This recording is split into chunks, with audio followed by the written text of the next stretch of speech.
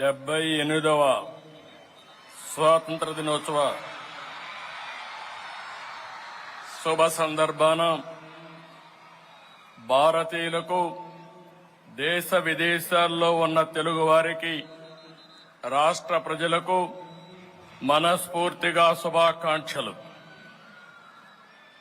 ఆసేతు హిమాచలం అత్యంత ఘనంగా స్వాతంత్ర దినోత్సవ వేడుకలు జరుపుకుంటున్న వేళ భారతదేశానికి స్వేచ్ఛా స్వాతంత్రాలు అందించిన జాతి పిత మహాత్మా గాంధీ, రాజ్యాంగ నిర్మాత డాక్టర్ బిఆర్ అంబేద్కర్, త్రివర్ణ పతాక రూపకర్త మన తెలుగు బిడ్డ పింగళ వెంకయ్య లాంటి మహనీయుల్ని, స్వాతంత్ర సమర యోధుల త్యాగాలను స్మరించుకుంటూ వారికి ముందుగా ఘన నివాళులర్పిద్దాం. 1857లో ప్రథమ స్వాతంత్ర పోరాటం జరిగిందని చరిత్ర చెబుతోంది. అయితే అంతకంటే ముందే బ్రిటిష్ దుర్మార్గపు పరిపాలనపై తెలుగు నేల తిరుగుబాటు చేసిందని చరిత్రకారులు చెబుతున్నారు. అటువంటి చైతన్యం కలిగిన గడ్డ మన తెలుగు గడ్డ. దేశంలోని తెలుగు వారంతా ఒకే రాష్ట్రంగా కలిసి ఉండాలని కలలుగన్నాం. 1946లోనే విశాలాంధ్ర ఉద్యమం కోసం పోరాడాం. అమరజీవి పొట్టి శ్రీరాములు ప్రాణత్యాగంతో కర్నూలు రాజధానిగా 1953 అక్టోబర్ 1వ తేదీన ఆంధ్ర రాష్ట్రం ఏర్పడింది. ఆ తర్వాత 1956 నవంబర్ 1వ తేదీన హైదరాబాద్ రాజధానిగా మొదటి భాషా ప్రయుక్త రాష్ట్రంగా ఆంధ్రప్రదేశ్ ఏర్పాటు చేశారు. అనంతర పరిణామాలతో 2014లో రాష్ట్ర విభజనతో తెలుగు ప్రజలు 2 రాష్ట్రాలు ఏర్పడ్డాయి. ఇలా 60 ఏళ్లలో జరిగిన పరిణామాలతో ప్రతిసారి సవాళ్లతో రాష్ట్రం ప్రయాణం సాగింది. విభజనతో ఏర్పడిన నవ్యాంధ్రకు రాజధాని కూడా లేని పరిస్థితిలో నాడు పాలన ప్రారంభించాం. ఎక్కడ కూర్చుని పని చేయాలో కూడా తెలియనటువంటి అనిశ్చిత పరిస్థితి నుంచి పాలన మొదలుపెట్టి ప్రభుత్వాన్ని పట్టాలు ఎక్కించాం. మాకున్న అనుభవం, ప్రజల సహకారం, కష్టపడే తత్వంతో కొద్ది కాలంలోనూ నిలదొక్కున్నాం. సంక్షేమ అభివృద్ధి కార్యక్రమాలకు రూపకల్పన చేసుకుని వేగంగా ముందుకు సాగాం. దేశంలో ఎవరు ఊహించిన విధంగా సంస్కరణలతో, సమర్థవంతమైన నిర్ణయాలతో, సరికొత్త పాలసీలతో 13.5% వృద్ధి రేటుతో దేశంలో టాప్ 3 రాష్ట్రాల్లో ఒకటిగా సగర్వంగా నిలబడ్డాం. 120కి పైగా సంక్షేమ పథకాలతో ప్రజల జీవన ప్రమాణాలు మెరుగుపరిచాం. ఈజ్ ఆఫ్ డూయింగ్ బిజినెస్ లో ప్రథమంగా నిలిచాం. 16 లక్షల కోట్ల పెట్టుబడులకు ఒప్పందాలు చేసుకుని దేశం దృష్టి ఆకర్షించాం. 14-19 కాలంలో రాష్ట్రం అన్ని రంగాల్లో అనూహ్యంగా దూసుకుపోయింది. దేశంలో నాడు ఆంధ్రప్రదేశ్ ఒక పెద్ద బ్రాండ్ గా ఆవిష్కృతమైంది. రాజధాని లేని రాష్ట్రం అని బాధపడుతూ కూర్చోలేదు. క్రైసిస్ నుంచి ఆపర్చునిటీ ఎదుర్కొన్నాం. ఆ క్రమంలో రాష్ట్రానికి నడిబొడ్డుగా ఉండే అమరావతి ప్రాంతంలో దేశం గర్వించే రాజధానికి శంకుస్థాపన చేసుకున్నాం. ప్రజల సహకారంతో 34,000 ఎకరాల భూసేకరణ చేసి ప్రపంచం చర్చించుకునే డిజైన్లతో సంపద సృష్టించే రాజధాని నిర్మాణాన్ని మొదలుపెట్టాం. మనది వ్యవసాయ ఆధార రాష్ట్రం. రైతు బాగుంటేనే రాష్ట్రం బాగుంటుందని నేను ఎప్పుడూ నమ్ముతాను. అందుకే సాగునీటి రంగానికి అత్యంత ప్రాధాన్యత ఇచ్చి నాడు 5 ఏళ్లలో 68,000 కోట్ల రూపాయలు ఇరిగేషన్ పై ఖర్చు చేశాం. రాష్ట్రానికి జీవనాడి అయిన పోలవరం ప్రాజెక్టుకి అత్యంత ప్రాధాన్యత ఇచ్చాం. ఒక యజ్ఞంలా పోలవరాన్ని నాడు పరుగులు పెట్టించి 73% పనులు పూర్తి చేశాం. తెలుగుదేశం ప్రభుత్వం కొనసాగి ఉంటే ఈ పాటికే పోలవరం పూర్తయి ఆ ఫలాలు రాష్ట్రం ప్రజలు పొందేవాళ్లు. 120కి పైగా సంక్షేమ పథకాలు, అభివృద్ధి పథకాలు, శాంతి భద్రతలు, అందరికీ ఉపాధి, పెట్టుబడులు, ఉద్యోగ అవకాశాలతో రాష్ట్రం దూసుకుపోతున్న క్రమంలో 2019లో వచ్చిన ఎన్నికల ఫలితాలు రాష్ట్రాన్ని చీకటిమయం చేశాయి. ఒక్క ఛాన్స్ పేరుతో అధికారంలోకి వచ్చిన పాలకులు కని విని ఎరుగని విధ్వంసాన్ని సృష్టించారు. వ్యవస్థల్ని చెరబట్టారు. బాధితుల్ని నిందితులుగా చేసి ప్రజాస్వామ్యాన్ని అపహాస్యం చేశారు. నియంత పోకడలతో, పరదాల పాలనతో రాష్ట్రాన్ని రావణ కాష్టం చేశారు. ప్రభుత్వ టెర్రరిజానికి నాంది పలికారు. ప్రజల ప్రభుత్వ భూములు, ఆస్తుల్ని దోచుకున్నారు. ప్రశ్నిస్తే దాడులు, కేసులు, అరెస్టులతో పెను ఉత్పాదం సృష్టించారు. ప్రజావేదిక ధ్వంసంతో ప్రారంభమైన నాటి విధ్వంస పాలనలో సంపద సృష్టి, ఉపాధి కల్పన కేంద్రమైన ప్రజా రాజధాని అమరావతిని పురిట్లోనే చంపే ప్రయత్నం చేశారు. ల్యాండ్, శాండ్, వైన్, మైన్, గంజాయి, డ్రగ్స్, ఎర్రచందనం, రేషన్ బియ్యం మాఫియాలతో లక్షల కోట్ల ప్రజాధనాన్ని కొల్లగొట్టారు. పోలవరం ప్రాజెక్టు నాశనం చేసి రాష్ట్ర ప్రజలకు తీరని ద్రోహం చేశారు. 10 లక్షల కోట్ల అప్పులు, అసమర్థ అవినీతి పాలనతో తీవ్ర సంక్షోభాన్ని సృష్టించారు. SC, ST, BC, minority sub plan నిధులు దారి మళ్లించారు. గత ప్రభుత్వ విధ్వంస దోపిడీ విధానాలతో రాష్ట్రం 30 ఏళ్ల ఎన్నికెళ్లిపోయింది. రాష్ట్ర విభజన కంటే కూడా 1924 మధ్య జరిగిన రివర్స్ పాలన వల్లనే రాష్ట్రం ఎక్కువగా నష్టపోయింది.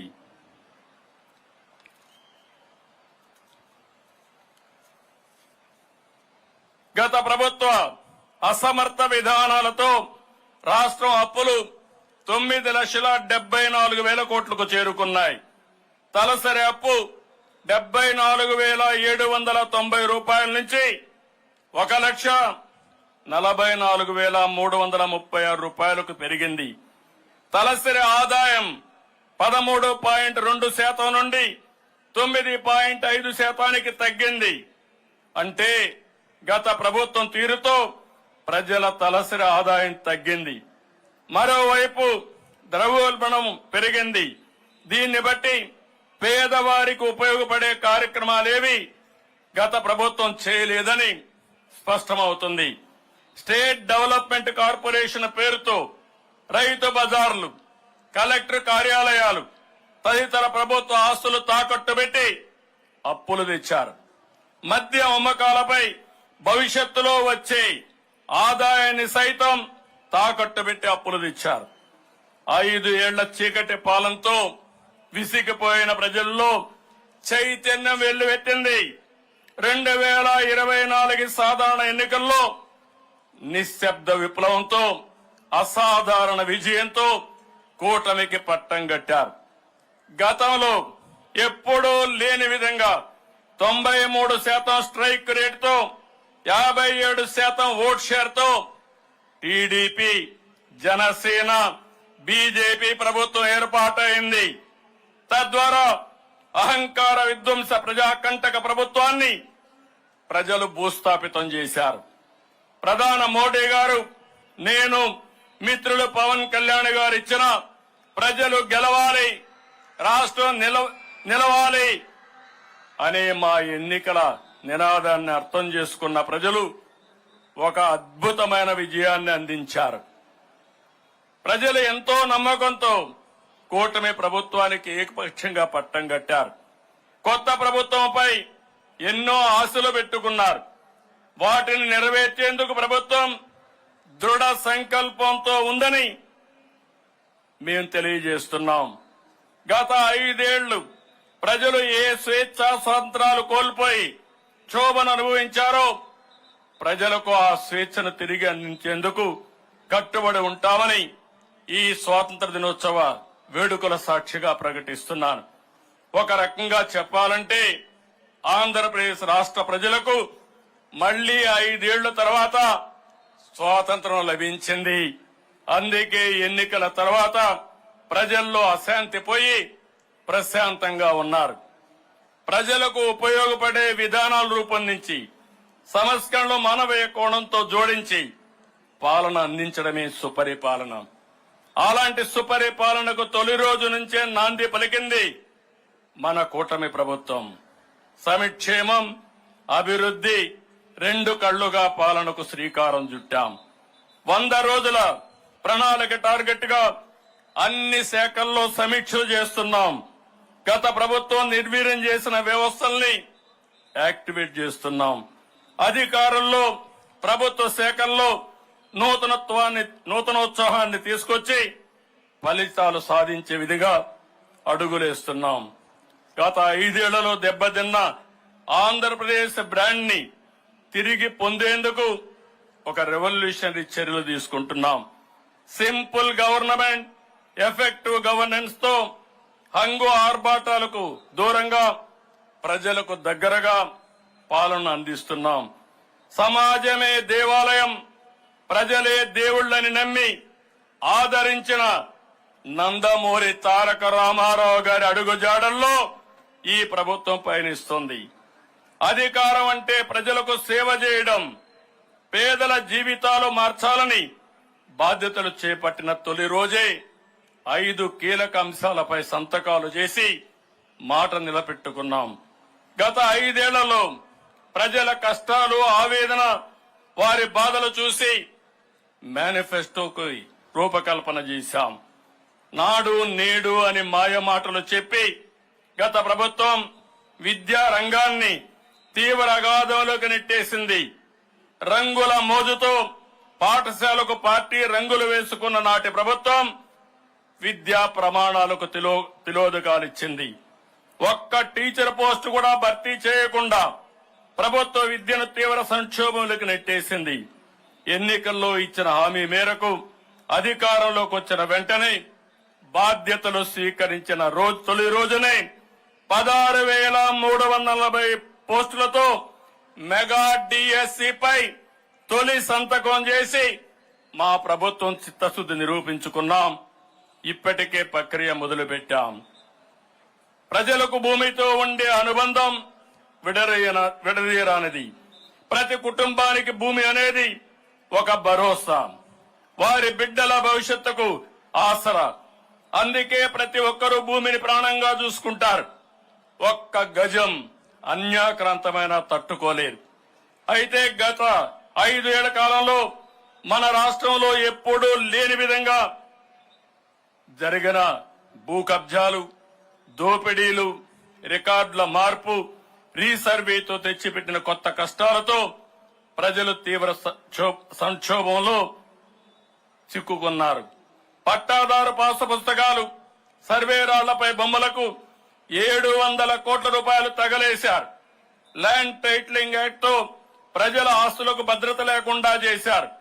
మన రాష్ట్రంలో ఎన్నడూ లేని స్థాయిలో భూ సమస్యలు సృష్టించి ప్రజల్లో తీవ్ర అశాంతికి కారణమయ్యారు. అందుకే ఈ సమస్యలు పరిష్కరించేందుకు 2వ సంతకంతో ల్యాండ్ టైటిలింగ్ యాక్ట్ రద్దు చేశాం. మొదటి కేబినెట్ లో ఆమోదించి మొదటి అసెంబ్లీలోనే ఆ నల్ల చట్టాన్ని రద్దు చేశాం. రాష్ట్రంలో సంచలనం సృష్టించిన మదనపల్లి ఫైల్స్ ఘటన అనంతరం వెల్లువెత్తిన బాధితుల ఆక్రందనలు చూసిన తర్వాతనే రాష్ట్ర స్థాయిలో కూడా భూ బాధితుల కోసం మీ భూమి మీ హక్కు పేరుతో రెవెన్యూ సదస్సు నిర్వహించాలని ప్రభుత్వం నిర్ణయించింది. భూ సమస్యలపై బాధితులు ప్రభుత్వం చుట్టూ తిరగడం కాదు, ప్రభుత్వమే ప్రజల వద్దకు వెళ్లి సమస్య పరిష్కరించాలనేది మా ఉద్దేశం. మాది పేదల ప్రభుత్వం, పేదల సేవలో ఎప్పుడూ ముందుండే మనసున్న ప్రభుత్వం. అందుకే ఎన్ని ఆర్థిక సమస్యలు ఉన్నా ఇచ్చిన మాట నిలబెట్టుకోవడం ప్రకారం పింఛన్లు పెంచి ఇవ్వాలని నిర్ణయం తీసుకుని అమలు చేశాం. పేదల సేవలు అనే కార్యక్రమం ద్వారా పింఛను మొత్తాన్ని పెంచి ఇంటి వద్దే పంపిణీ చేస్తున్నాం. 300 పింఛను 400 రూపాయలు చేశాం. దివ్యాంగులకు ఇచ్చే పింఛను 6000 చేశాం. దీర్ఘకాలిక వ్యాధిగ్రస్తులకు 15,000 రూపాయలు పింఛను అందించి అండగా నిలిచాం. ఎన్నికల్లో ప్రకటించినట్లు పెంపును ఏప్రిల్ నుంచి అమల్లోకి తెచ్చి 7,000 రూపాయలు పింఛను మొత్తాన్ని జూలై 1వ తేదీన లబ్ధిదారులకు అందజేశాం. ఆగస్టు 1వ తేదీన తొలి రోజే 97% పైగా పింఛన్లు పంపిణీ చేసి రికార్డు సృష్టించాం. వాలంటీర్లు లేకపోతే పింఛన్లు సాధ్యం కాదని, పంపిణీ సాధ్యం కాదని నాటి ప్రభుత్వం 36 మంది వృద్ధుల ప్రాణాలు తీస్తే మీ కూటమి ప్రభుత్వం అసాధ్యాన్ని సుసాధ్యం చేసి చూపించింది.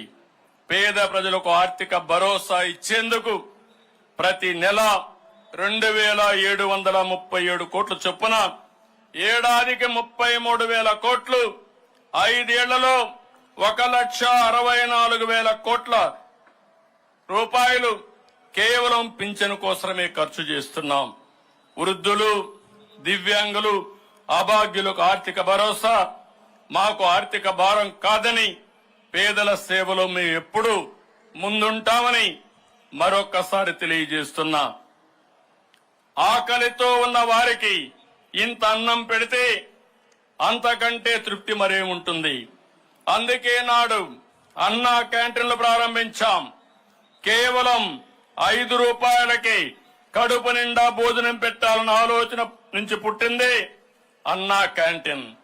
తిరుమలలో అన్న ఎన్టీఆర్ ప్రారంభించిన ఉచిత భోజనం పథకం, డొక్కా సీతమ్మ అన్నదాన కార్యక్రమం నుంచి స్ఫూర్తిని పొంది అన్నా క్యాంటీన్ పథకం తీసుకొచ్చాం. రోజుకు సగటున 1,40,000 నుంచి రోజు సగటున 1,41,000 మంది 5 రూపాయలకే తృప్తిగా భోజనం చేసేవారు. అలాంటి అన్నా క్యాంటీన్లపై కక్ష సాధించి నిర్దాక్షిణ్యంగా తొలగించి ప్రజలకు తీరని ద్రోహం చేసింది గత ప్రభుత్వం. అయితే మళ్లీ పేదవాడి కడుపు నింపాలనే మంచి ఆలోచనతో నేటి నుంచి అన్నా క్యాంటీన్లు 100 ప్రారంభిస్తున్నాం. మొత్తం 203 అన్నా క్యాంటీన్లు ఏర్పాటు చేస్తాం. గిరిజన ప్రాంతాల్లోని అన్ని మండల కేంద్రాల్లో అన్నా క్యాంటీన్లు ఏర్పాటు చేస్తామని ఈ సందర్భంగా ప్రకటిస్తున్నాం. ఈ అన్నదాన కార్యక్రమంలో ప్రజలు కూడా భాగస్వాములు కావాలని కోరుకుంటున్నాను. నలుగురికి అన్నం పెట్టే కార్యక్రమంలో విరాళాలిచ్చి ఆ మంచిలో మీరు భాగస్వాములు కావాలని ఈ సందర్భంగా పిలిపిస్తున్నాను. మీ పుట్టిన రోజు, మీ పెళ్లి రోజు, మీ ఇంట్లో శుభకార్యం జరిగిన రోజున మీరు విరాళం ఇస్తే మీ పేరును అక్కడ ప్రదర్శించి మీ పేరుతో ఆ రోజు ఆ అన్నా క్యాంటీన్ ద్వారా పేదలకు భోజనం పెడతాం. ఎవరు ఎంత విరాళం ఇచ్చారనే దానికంటే ప్రజల్లో ఒక స్ఫూర్తి తీసుకొచ్చేందుకు ఈ పిలుపునిస్తున్నాను. ప్రజల భాగస్వామ్యంతో ఎల్లకాలం కొనసాగేలా ఈ కార్యక్రమాన్ని రూపొందిస్తున్నాం. యువతకు అవకాశాలు సృష్టిస్తే అద్భుతాలు సాధిస్తారు. అయితే యువత ఉన్నత విద్య అభ్యసించిన దానికి తగ్గట్టు ఉద్యోగాలు రాకపోవడానికి ప్రధాన కారణం తగిన నైపుణ్యం లేకపోవడమే. పరిశ్రమలకు అవసరమైన నైపుణ్యాన్ని పొందితే మంచి జీతాలతో ఉద్యోగాలు వస్తాయి. అందుకే తొలిసారిగా ప్రపంచంలోనే నైపుణ్య గణనకు శ్రీకారం చుట్టాం. రాష్ట్రంలో 3,54,00,000 మందికి నైపుణ్య గణన చేపట్టి వారిలో నైపుణ్యాలు పెంచి మెరుగైన ఉపాధి అవకాశాలు లభించేలా కార్యాచరణ అమలు చేస్తాం. మన ప్రభుత్వం పేదల సంక్షేమాన్ని కాక్షించే ప్రభుత్వం. అందుకే నిర్మాణ రంగ కార్మికుల ఉపాధిని దృష్టిలో పెట్టుకుని ఉచిత ఇసుక విధానం అమల్లోకి తెచ్చాం. గత ప్రభుత్వం ఇసుక దోపిడీతో నిర్మాణ రంగాన్ని తీవ్ర సంక్షోభంలోకి నెట్టేసింది. గత ప్రభుత్వం ఇసుక దోపిడీపై సిబిసిఐడి విచారణకు జరిపిస్తాం. కూటమి ప్రభుత్వం ఏర్పాటు అయిన వెంటనే ఉచిత విధానంపై నిర్ణయం తీసుకున్నాం. ఇసుక దోపిడీకి చెల్లు చీటీ పాడి రాష్ట్రంలో 40 లక్షల మంది భవన నిర్మాణ కార్మికులకు భరోసా కల్పిస్తున్నాం. నిర్మాణ రంగం బాగుంటే లక్షల మంది కుటుంబాలు ఉపాధి ఉద్యోగ అవకాశాలు లభిస్తాయి. అందుకే ప్రభుత్వ ఆదాయాన్ని కూడా వదులుకుని ఉచిత ఇసుక విధానం మొదలు పెడతాం. వార్డు సచివాలయ ద్వారా ఇసుకను ఆర్డర్ చేసుకుని పొందే వెసులుబాటును కల్పిస్తున్నాం. మరింత పగడ్బందీగా ఉచిత ఇసుక పాలసీని అమలు చేస్తాం. ప్రభుత్వ ఉద్యోగాలంటే ప్రభుత్వంలో భాగస్వాములు. ప్రభుత్వం ఏ కార్యక్రమం చేపట్టినా దాన్ని విజయవంతంగా అమలు చేసి ప్రజలకు మంచి చేసేది ఉద్యోగులు, అధికారులే. అలాంటి వారికి హక్కుగా రావాల్సిన జీతాలు గత 5 ఏళ్లలో వారికి సమయానికి అందలేదు. నేడు కూటమి ప్రభుత్వం వచ్చాక 1వ తేదీనే వారి బ్యాంక్ ఖాతాల్లో జీతాలు పడుతున్నాయి. రిటైర్డ్ ఉద్యోగుల పెన్షన్లు అండదండలతో వారి ఆనందానికి ఈరోజు మనం చూడగలుగుతున్నాం. అభివృద్ధి, సంక్షేమం, సామాజిక న్యాయం, సూపర్ 6 పేరుతో 6 హామీలు తీసుకొచ్చాం. వీటిలో కొన్నింటిని ఇప్పటికే శ్రీకారం చుట్టాం. మిగిలిన వాటిని త్వరలో అమలు చేస్తాం. ప్రజల జీవన ప్రమాణాలు పెంచే విధంగా కూటమి ప్రభుత్వ నిర్ణయాలు, పథకాలు, పాలసీలు ఉంటాయని మరొక్కసారి తెలియజేస్తున్నాను. మన ప్రభుత్వం ఏర్పడిన నాటికి రాష్ట్ర పరిస్థితి ఏ స్థాయిలో ఉందో ప్రజలకు వివరించేందుకు అధికారంలోకి రాగానే 7 అంశాలపై శ్వేతపత్రాలు విడుదల చేశాం. పోలవరం ప్రాజెక్ట్, అమరావతి రాజధాని, విద్యుత్, శాంతి భద్రతలు, మద్యం, పర్యావరణం, ఆర్థిక శాఖలపై శ్వేతపత్రాలు విడుదల చేసి ప్రస్తుత పరిస్థితులు, భవిష్యత్ కార్యాచరణ ప్రణాళికపై కూలంకుషంగా చర్చించాం. రానున్న రోజుల్లో కూడా క్షేత్రస్థాయిలో వీటిపై చర్చిస్తాం. ఇసుక దోపిడీ ఎలా జరిగింది, మద్యం పాలసీ ద్వారా ఎలా దోచుకున్నారో ప్రజలకు వివరిస్తాం. సహజ వనరుల దోపిడీని బహిర్గతం చేస్తాం. తప్పు చేసిన ఏ ఒక్కరిని వదిలిపెట్టాం. అందుకే నాటి అక్రమాలపై లోతైన దర్యాప్తు చేయాలని ఆదేశించాం. అక్రమార్కుల్ని శిక్షించి తీరుతాం. కేంద్ర బడ్జెట్ లో రాష్ట్రానికి కేటాయింపులపై కేంద్ర ప్రభుత్వానికి ఈ సందర్భంగా కూటమి ప్రభుత్వం నుంచి ధన్యవాదాలు తెలియజేస్తున్నాను. ఈ ఏడాదికి రాజధానికి 15,000 కోట్ల ప్రత్యేక ఆర్థిక సహాయాన్ని కేంద్రం ప్రకటించింది. పోలవరం నిర్మాణానికి హామీ ఇచ్చింది.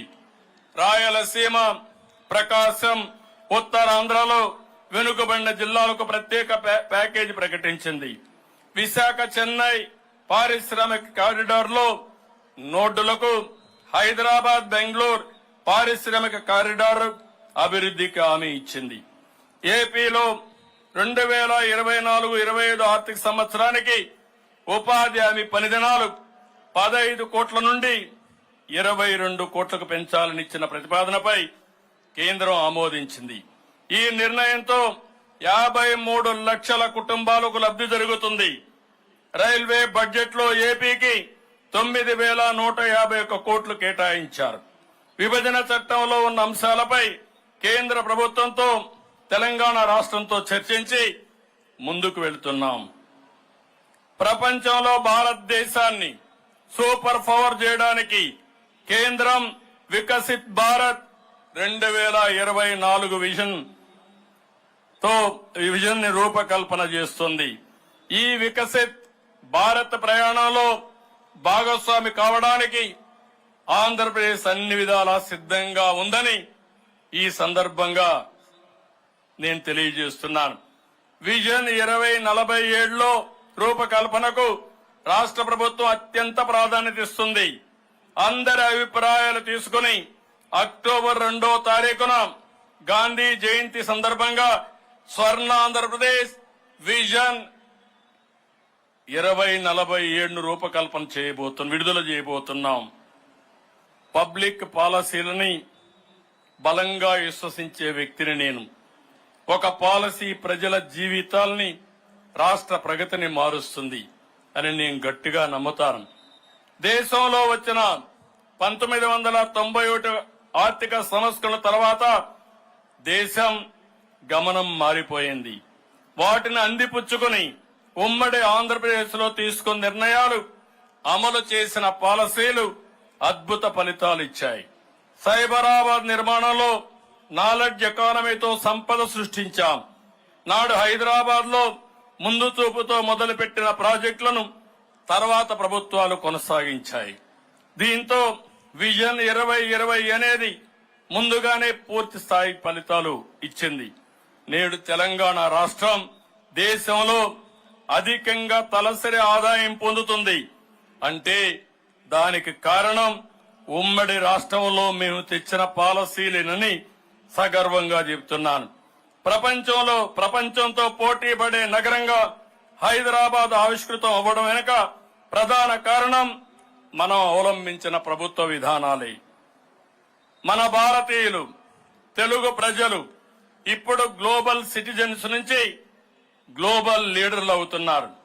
నాలెడ్జ్ ఎకానమీలో మన యువత దూసుకుపోతున్నారు.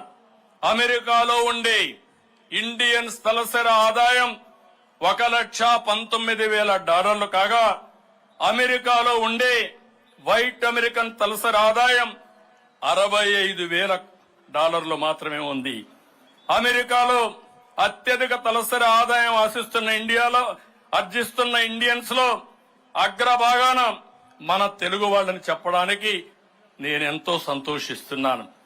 రాష్ట్ర సమగ్రాభివృద్ధి కోసం రానున్న రోజుల్లో నిర్దిష్టమైన విధానాలతో పాలన సాగించబోతున్నాం. సమర్థవంతమైన నిర్ణయాలతో, నూతన ఆలోచనలతో 15% వృద్ధి రేటు సాధించడమే లక్ష్యంగా దృఢ సంకల్పంతో అడుగులేస్తున్నాం. దేవుని దయ వల్ల ఈసారి సాగునీటి ప్రాజెక్టులకు జూలై నెలలోనే జలకళ వచ్చింది. ఇది రాష్ట్రానికి, రైతాంగానికి శుభ సూచకం.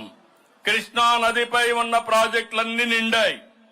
సమర్థ నీటి నిర్వహణ ద్వారా అన్ని ప్రాంతాలకు సాగునీరు అందించే ప్రయత్నం చేస్తున్నాం.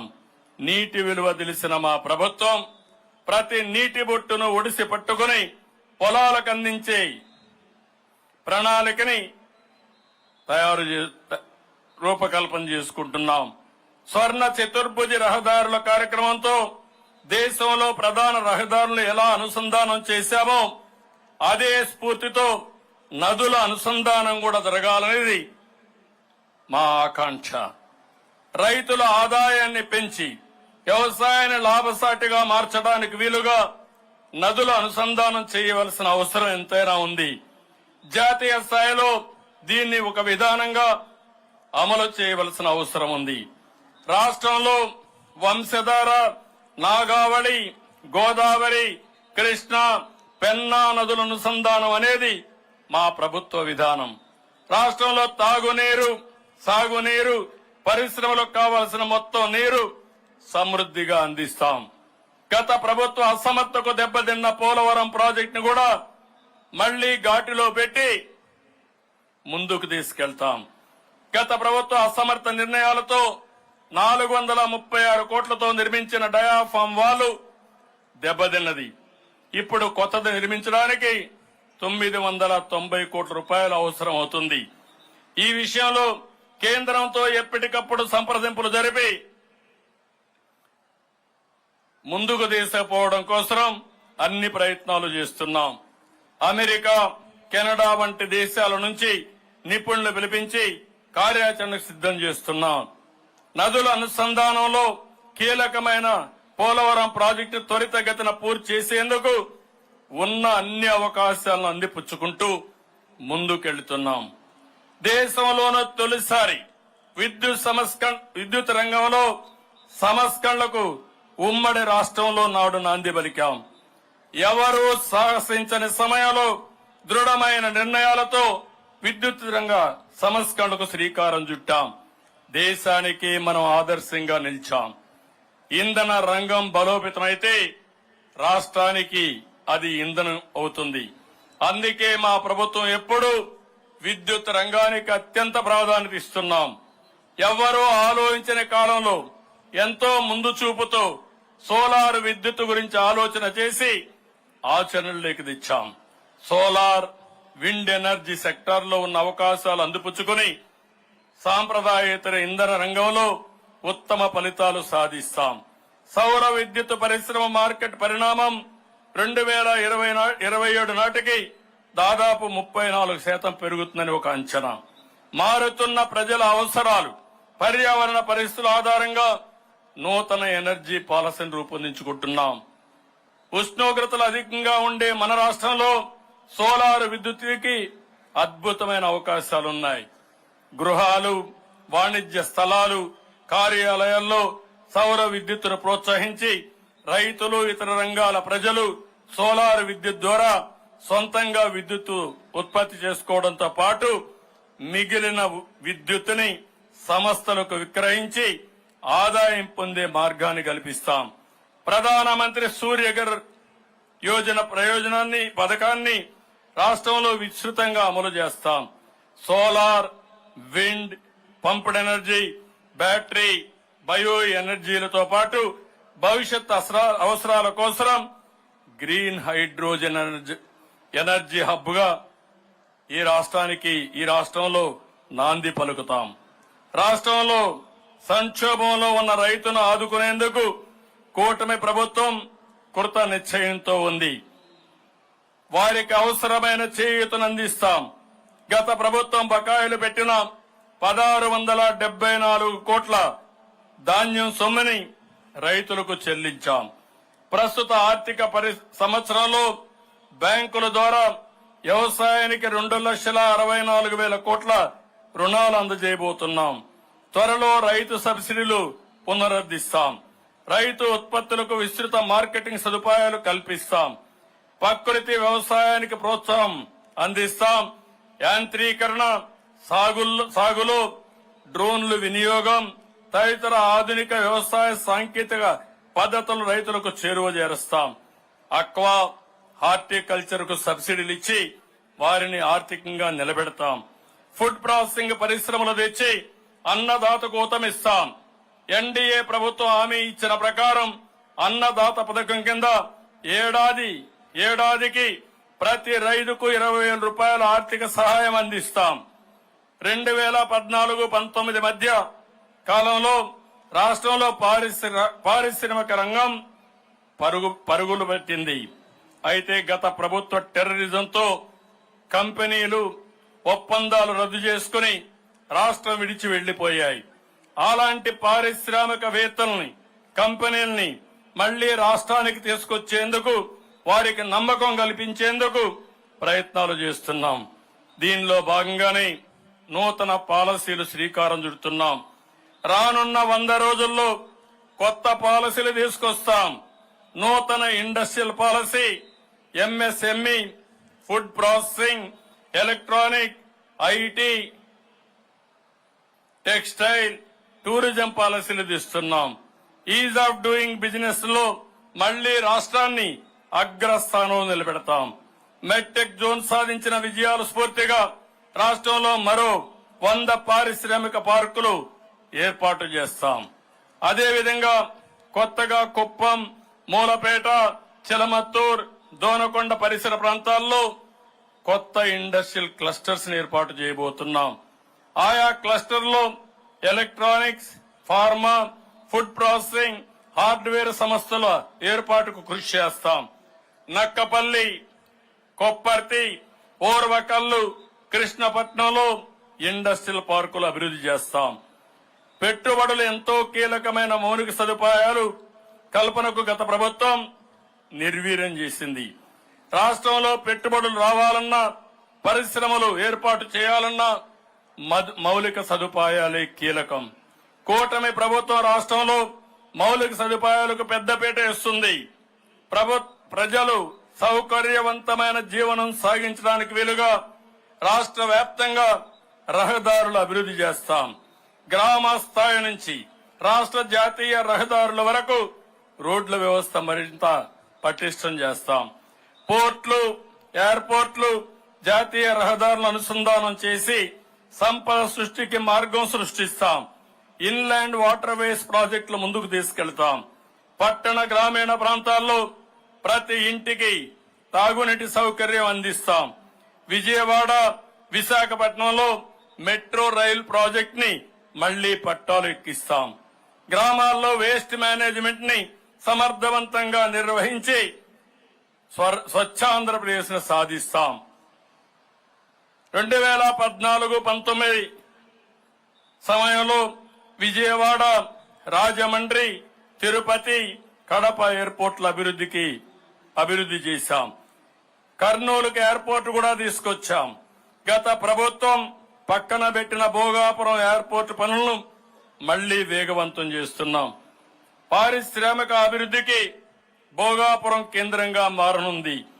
వీటితో పాటు కొత్తగా కుప్పం, దగదుర్తి వంటి చోట్ల విమానాశ్రయాలు, ఎయిర్ స్ట్రిప్లు సిద్ధం చేస్తున్నాం. రాష్ట్రానికి 974 కిలోమీటర్లు సుదీర్ఘ తీర ప్రాంతం ఉంది. దీన్ని సద్వినియోగం చేసుకునేందుకు నాటి తెలుగుదేశం ప్రభుత్వం పోర్టుల నిర్మాణానికి ముందడుగు వేసింది. తర్వాత వచ్చిన ప్రభుత్వం రివర్స్ నిర్ణయాలతో మళ్లీ వెనక్కి పంపింది. పోర్టులు ఆర్థిక ఉపాధి కేంద్రాలుగా మారతాయి. అందుకే మళ్లీ కూటమి ప్రభుత్వం పోర్టుల సత్వర నిర్మాణంపై దృష్టి పెట్టింది. సాధ్యమైనంత తొందరలో మచిలీపట్నం, మూలపేట, రామాయపట్నం పోర్టులను పూర్తి చేస్తాం. రాష్ట్రంలో కరోనా కంటే నాటి ప్రభుత్వ అసమర్థత వల్లనే టూరిజం రంగానికి ఎక్కువ నష్టం జరిగింది. తెలుగుదేశం హయాంలో టూరిజం శాఖపై 880 కోట్లు ఖర్చు చేయగా గత ప్రభుత్వం కేవలం 213 కోట్లు మాత్రమే ఖర్చు చేసింది. తమ విలాసాల కోసం రిషికొండలో ప్యాలెస్ నిర్మించుకున్నారు తప్ప పర్యాటక రంగంపై శ్రద్ధ పెట్టలేదు. రిషికొండ ప్యాలెస్ కోసం ఖర్చు పెట్టిన దానిలో గత ప్రభుత్వం పర్యాటక రంగానికి సగం ఖర్చు పెట్టకపోవడం విచారకరం. టూరిజం అభివృద్ధి అనేది సామాన్య ప్రజలకు ఉపాధి కల్పనలో అత్యంత కీలకమైనది. మళ్లీ పర్యాటక రంగానికి మన ప్రభుత్వం పూర్వ వైభవం తీసుకొస్తుంది. రాష్ట్రం నుంచి వెళ్లిపోయిన పెట్టుబడిదారుల్ని మళ్లీ వెనక్కి తీసుకొస్తాం. రాష్ట్రంలో ఎకో, టెంపుల్, బీచ్ టూరిజం ప్రాజెక్టులను అభివృద్ధి చేసి రాష్ట్రాన్ని ముఖ్యమైన పర్యాటక కేంద్రంగా మారుస్తాం. గత ప్రభుత్వ హయాంలో అస్తవ్యస్తమైన విద్యా వ్యవస్థని సమూలంగా ప్రక్షాళన చేసేందుకు నడుము బిగించాం. ప్రధానంగా పాఠశాలలో మౌలిక సదుపాయాల కల్పనపై దృష్టి సారించాం. బడి ఈడు పిల్లలు ఎవ్వరూ విద్యకు దూరంగా ఉండకూడదనేది మా విధానం. రాబోయే 20 ఏళ్ల అవసరాలు దృష్టిలో పెట్టుకుని ఎప్పటికప్పుడు విద్యార్థుల సిలబస్ లో మార్పులు చేస్తాం. భాష లేనిదే జాతి ఉనికి ఉండదు. ఇంగ్లీషుకు ప్రోత్సాహం ఇస్తూనే ప్రాథమిక స్థాయి నుంచి మాతృభాష తెలుగుకు అత్యంత ప్రాధాన్యత ఇస్తాం. తెలుగు భాష వెలగాలనేది మా సిద్ధాంతం. విద్యారంగంలో విశేష సేవలందించిన వ్యక్తుల పేర్లను ప్రభుత్వ పథకాలకు పెట్టి వాటిని సమర్థవంతంగా ముందుకు తీసుకెళ్తున్నాం. అందులో భాగంగా విద్యార్థులకు అందించే పథకాలకు తల్లికి వందనం, సర్వేపల్లి రాధాకృష్ణన్ విద్యార్థి మిత్ర, డొక్కా సీతమ్మ మధ్యాహ్న బడి భోజనం, మన బడి మన భవిష్యత్తు, బాలికా రక్ష, అబ్దుల్ కలాం ప్రతిభా పురస్కారం అని పేర్లు పెట్టాం. 2014-19 నాటి పాత ఫీజు రీఎంబర్స్మెంట్ విధానాన్ని అమలు చేయాలని నిర్ణయించాం. దీంతో ప్రభుత్వమే నేరుగా కళాశాల ఖాతాల్లో ఫీజు రీఎంబర్స్మెంట్ జమ చేస్తుంది. దీంతో విద్యార్థులకు ఎటువంటి ఫీజుల సమస్యలుండవు. ఉపాధ్యాయుల బోధనపై దృష్టి పెట్టడం కోసం టీచర్ల అనవసర యాప్ల భారం తొలగించాం.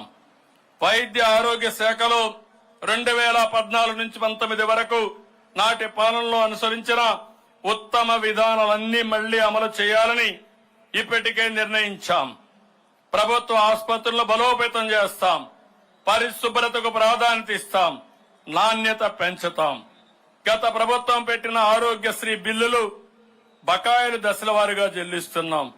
టెలిమెడిసిన్ విస్తృతపరిచి మెరుగైన వైద్య సేవలు అందిస్తాం. గిరిజన ప్రాంతాల్లో ఫీడర్ అంబులెన్స్ల వ్యవస్థను మళ్లీ బలోపేతం చేస్తాం. గిరిజన గర్భిణీలను వసతి కేంద్రాలకు తరలించి పౌష్టికాహారం అందిస్తాం. తద్వారా మాతా శిశు సంరక్షణ చేపడతాం.